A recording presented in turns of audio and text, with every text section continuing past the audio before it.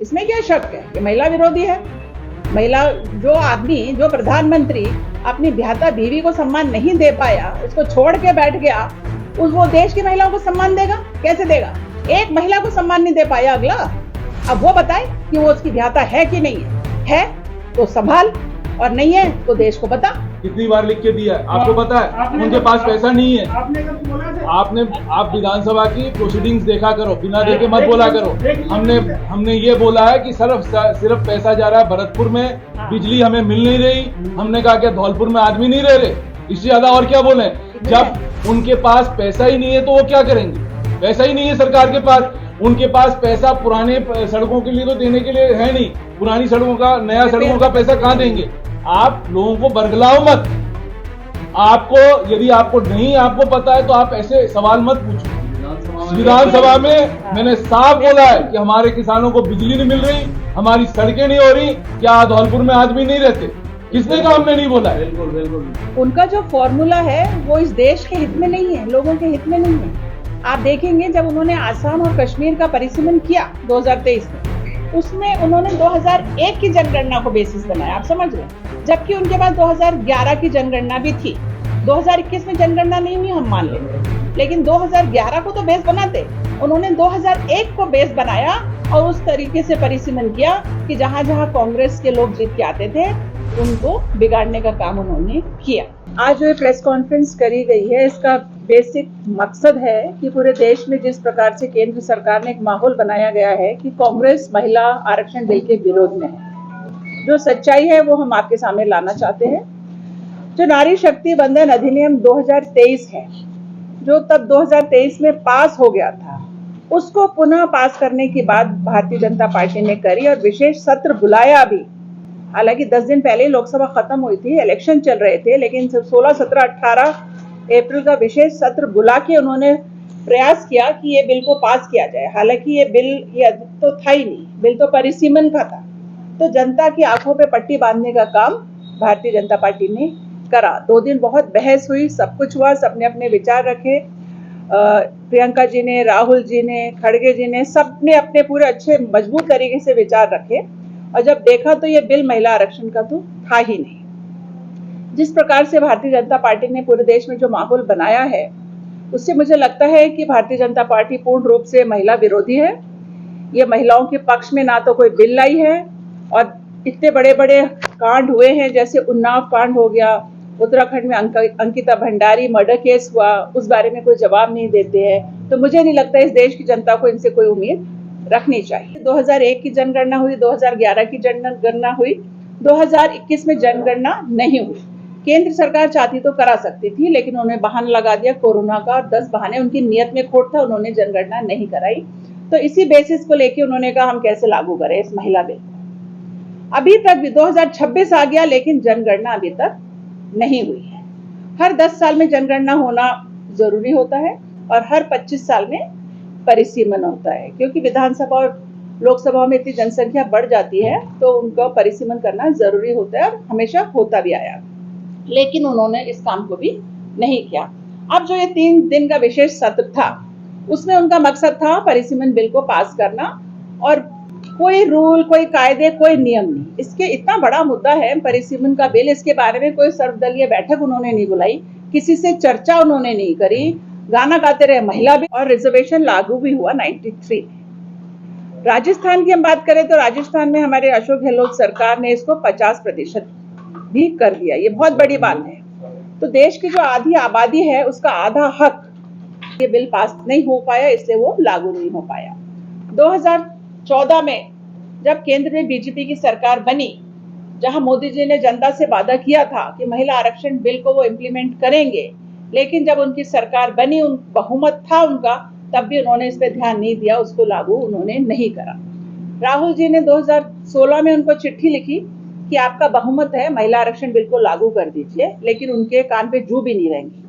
2018 में सोनिया जी ने भी चिट्ठी लिखी कि इस महिला बिल को लागू करिए, आधी आबादी का मामला है, उनके हक का मामला है, इसे लागू करिए।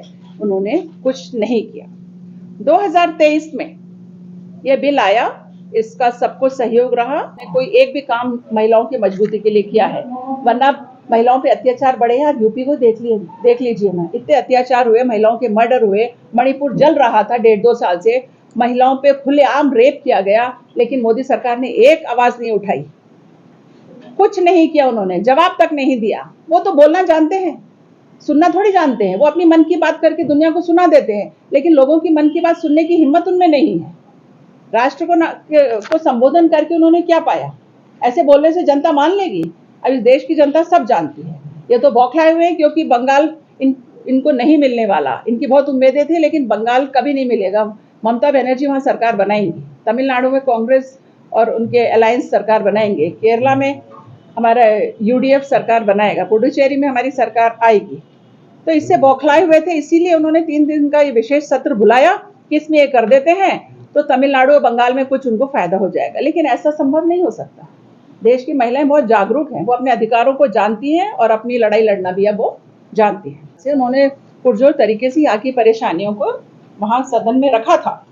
लेकिन आप तो जानते हैं बीजेपी के कानों पे जू नहीं रहती है, वरना वसुंधरा राजे जी धौलपुर से आती है, यहाँ सड़कों की हालात जो मैंने भी देखा है कल शाम को, बद से बदतर होते जा रहे हैं। यह धौलपुर नहीं, पूरे राजस्थान में जब कांग्रेस की सरकार थी, अशोक गहलोत जी ने सड़कों का जाल बिछा दिया था। लेकिन अब रिपेयर की भी बात करो तो इनके पास रिपेयर के भी पैसे नहीं है। विपक्ष भी मजबूत होता है, लेकिन क्या आप समझ सकते हैं विपक्ष कमजोर पड़ रहा है? विपक्ष बहुत मजबूत है, तभी तो यहाँ पूरे कांग्रेस की सरकार है। आपके धौलपुर में पूरे कांग्रेस ही है ना, यहाँ तो बीजेपी का नामो निशान ही नहीं है। इसी का भुगतान तो जनता कर रही है ना।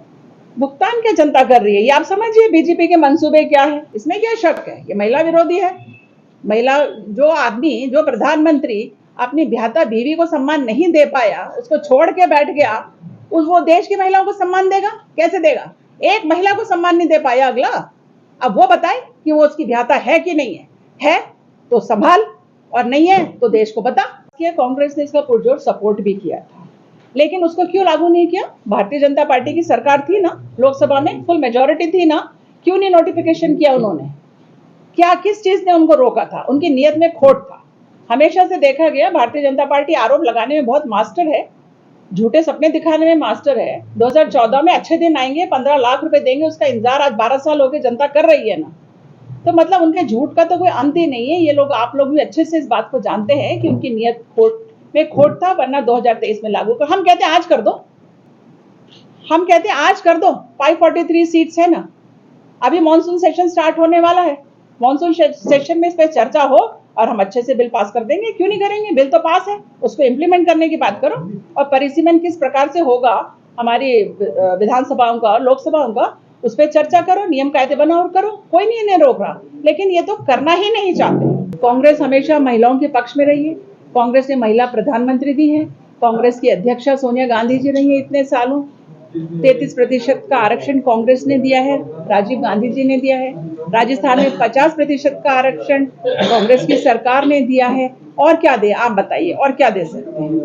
बीजेपी ने क्या दिया है? पूछो उनसे, उनके पास तो इस बात का जवाब नहीं है। उनके केंद्रीय मंत्रिमंडल में जो महिलाएं हैं, उनका फोटो एक पेपर में कभी छपते हुए आपने देखा है क्या? नहीं देखा। तो आप उनसे सवाल करिए कि भाई क्यों बरगला रहे हो आप? कब तक बरगलाने की कोशिश करोगे? महिलाएं यहाँ बहुत आगे निकल गई हैं। अब महिलाएं उनके छलावे में आने वाली नहीं है। महिलाएं अपने अधिकार लेके रखें। आधी आबादी आधा हक, आज दो अभी दो, ये हमारा नारा है जिसे हम हासिल करके रहेंगे। आप 543 सीट्स में करो, 180 महिलाएं हमारी निकल के आएंगी। लेकिन उनका कहना है नहीं 2029 में करेंगे हम, जब हमारी 800 साढ़े 800 सीटें हो जाएगी। ये क्या मतलब? इसे कहते हैं चोर की दाढ़ी में तिनका। जो काम आज हो सकता है क्यों नहीं करते हैं? तो यही हमारा मुद्दा है। कांग्रेस ने कहा है कि हम प्रोटेस्ट करेंगे, बड़े बड़े अभियान चलाएंगे। ऑल इंडिया महिला कांग्रेस पोस्ट कार्ड अभियान चला रही है, सिग्नेचर कैंपेन चला रही है, प्रोटेस्ट चला रही है, सब कुछ कर रही है। जब तक महिला आरक्षण बिल लागू नहीं होगा तब तक हम चुप नहीं रहेंगे, निरंतर बीजेपी के पीछे लगे रहेंगे और इसको हम लागू करा के ही दम लेंगे।